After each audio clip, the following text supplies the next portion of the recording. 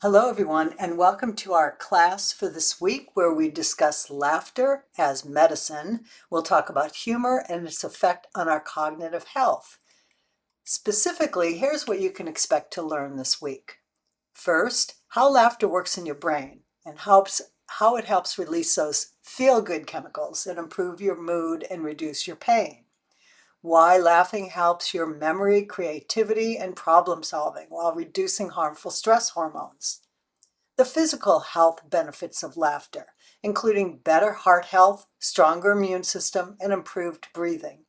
And then some simple, practical ways to add more laughter and humor to your everyday life. Laughter may be the most contagious of emotional experiences. It includes a collaboration between your mind and body. Although there's much we don't know about laughter, scientists do suggest that it's a social signaling system, which helps people to bond and even negotiate. In fact, most social laughter does not result from a joke. It can also occur when we're embarrassed or socially anxious. Laughter is also great for your brain and body. As most of us can attest, a good laugh can lift our moods, enhance our social experiences, and even provide a little workout for our bodies. This week, we'll look at the role of laughter in improving our brain power, as well as other benefits from this simple, free activity. Gerontology, the scientific study of laughter and its effects on body and mind, is a word that comes from the Greek word gelos, meaning laughter.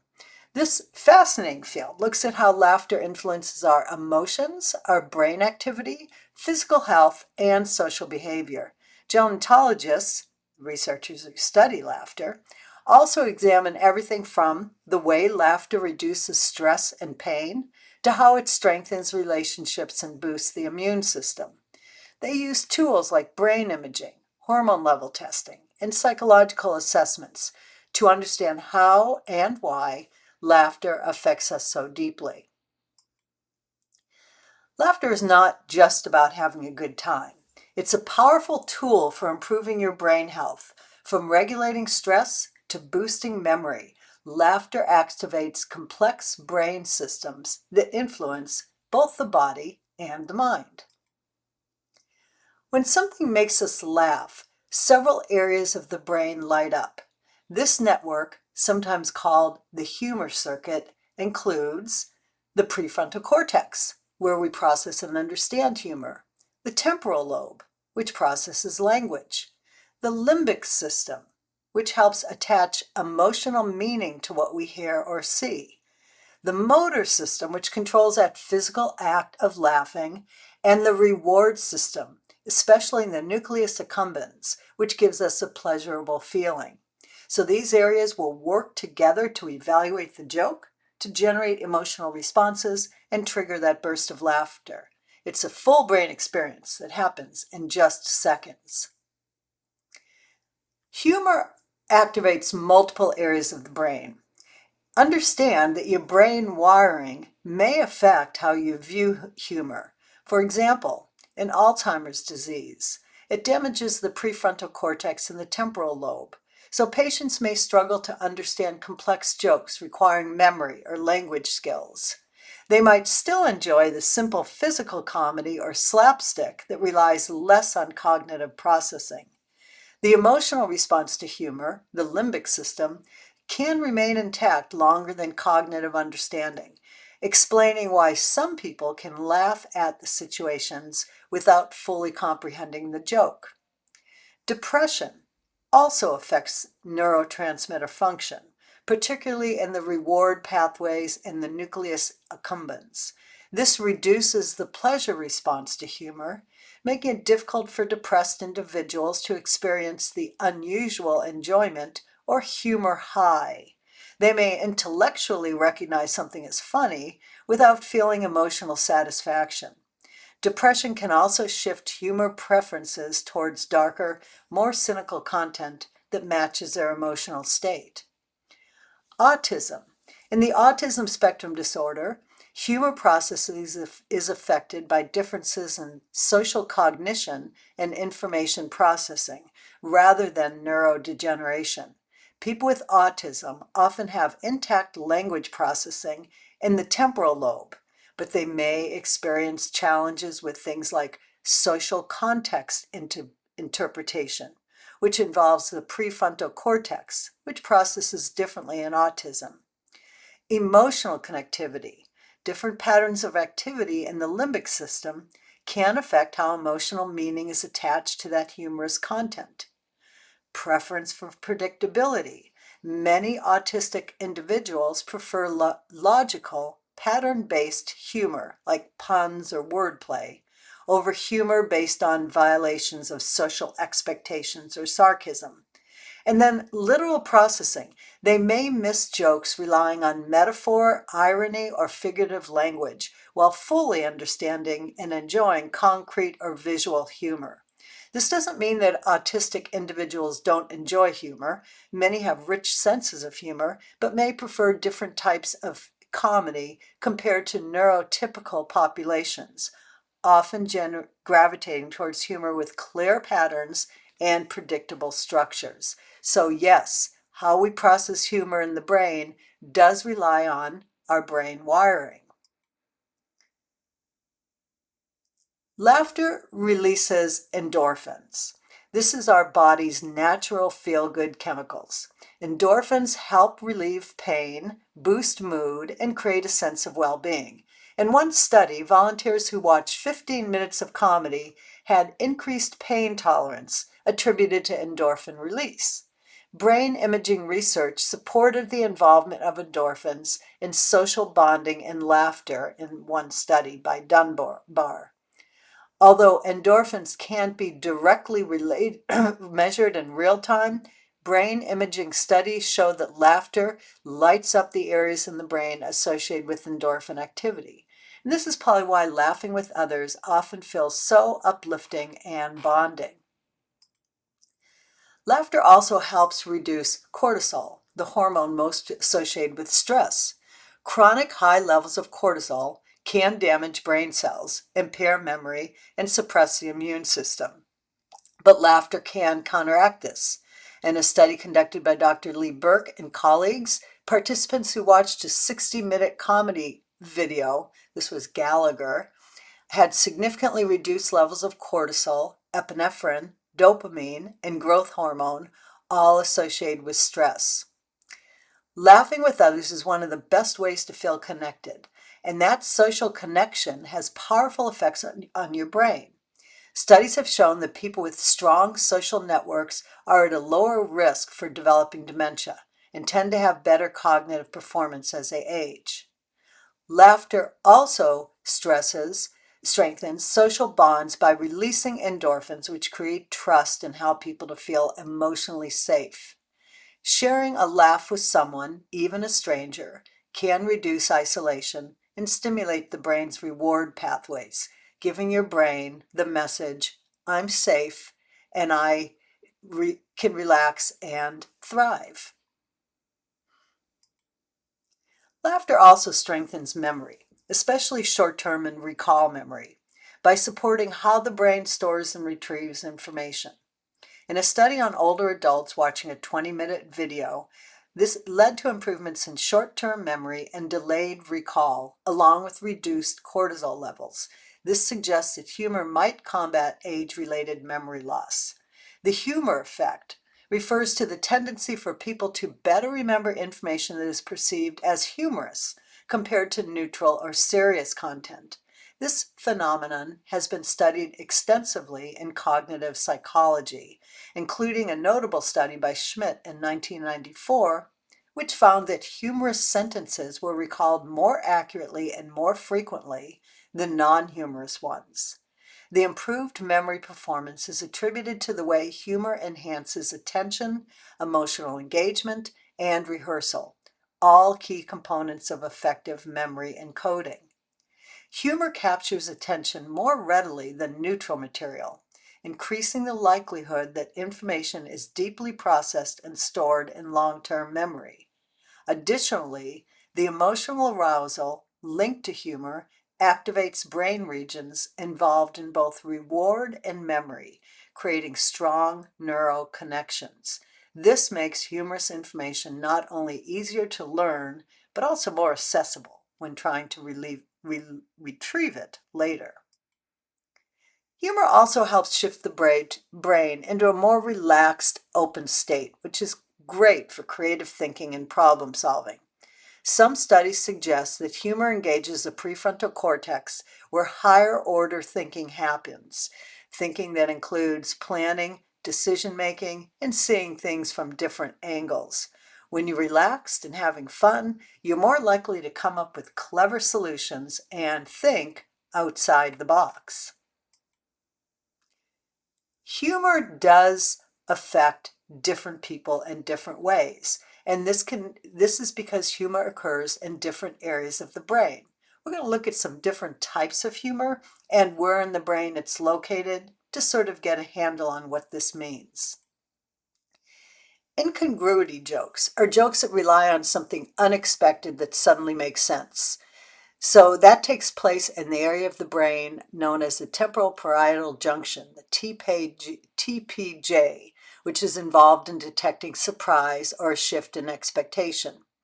So when we talk about the joke, why did the scarecrow win an award? Because he was outstanding in his field. So the setup is, why did he win a joke? The twist is outstanding in the field. And where does your brain click when you start to think about the scarecrow standing in a field, but he's outstanding because he won the award? So you can see this is an incongruity joke. And that is an example of one type of joke and where in the brain it occurs. Another type of humor is the theory of mind jokes. These are social cartoons. These involve understanding someone or someone else's thoughts or feelings, taking another person's perspective.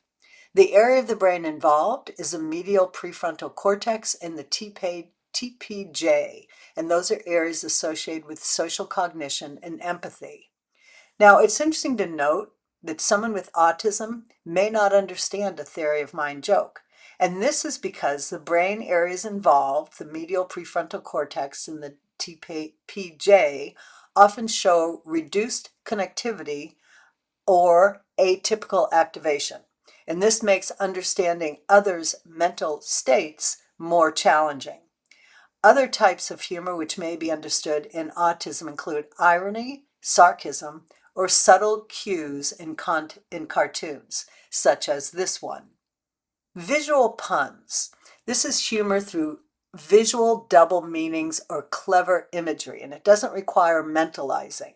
This takes place in the occipital lobe, which is where your visual processing takes place, and the inferior temporal cortex, which is how you recognize objects.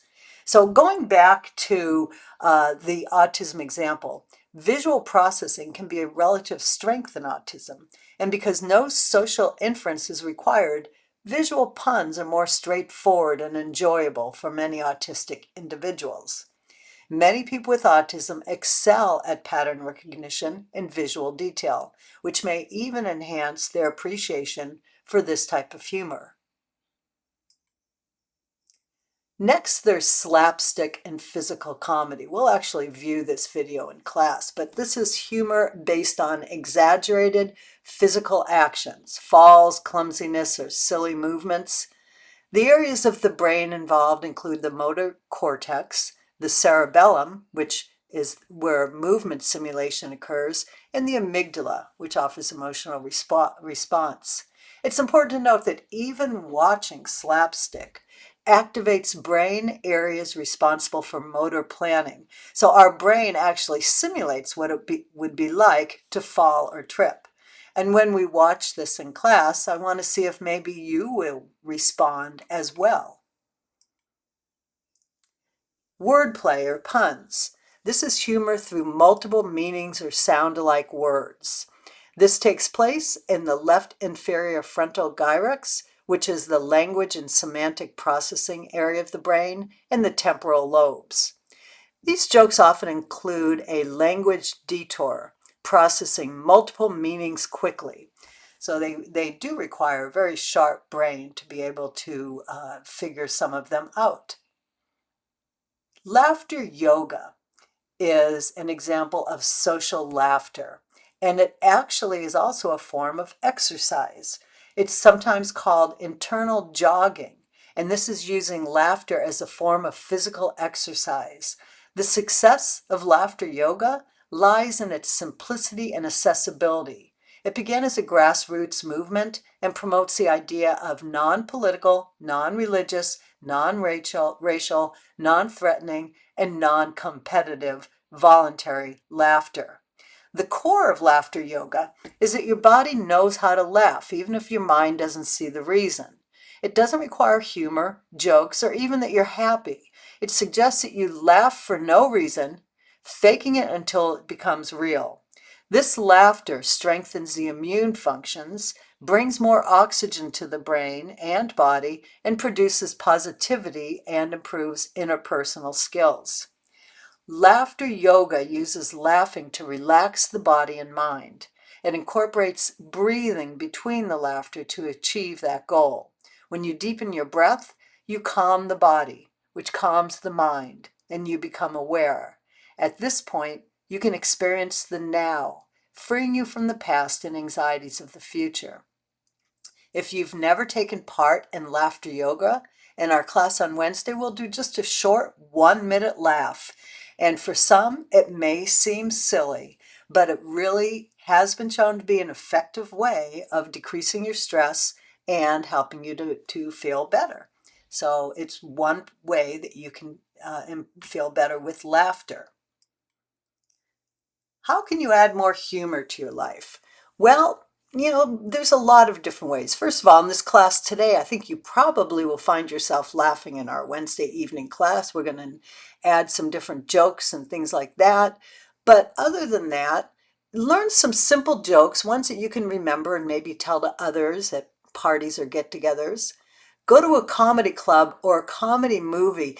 And again, the social part of this is what would make it great. I mean, these days, a lot of us watch movies in our homes with just one other person or maybe by ourselves, and it's really hard to find true humor by yourself. So doing this in a social way will help add more humor. Try to remove negativity. When you're feeling negative, it's hard to find joy and happiness. Also, keep in mind what we said about when you have depression, and that is one reason why it might be difficult to find laughter. So try to find positive things in your life. Dance. Dancing will actually add humor because dancing is a form of play. And so if you can line dance or do some sort of fun dancing, that will help add humor. Play a fun game with friends. I like to play cards with my friends. During pandemic, we would do it online via Zoom. You can also get together with others and play games like pantomime games and things like that. Inevitably, they'll cause you to laugh. And then, since we talked about purpose last week, maybe your life purpose might be to start a laughter club in your community. I mean, how nice is that to have an opportunity for people to get together for an hour once a week or once a month and just laugh together? So consider that as another way to add humor to your life. Humor, as we've discussed today, is one way that we do communicate. We learned that there's different types of humor, and they seem to activate different areas of the brain.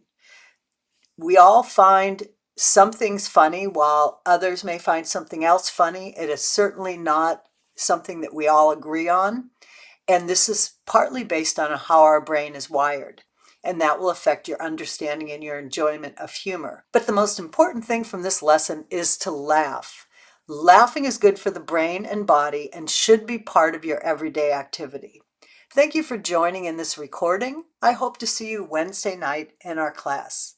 Take care.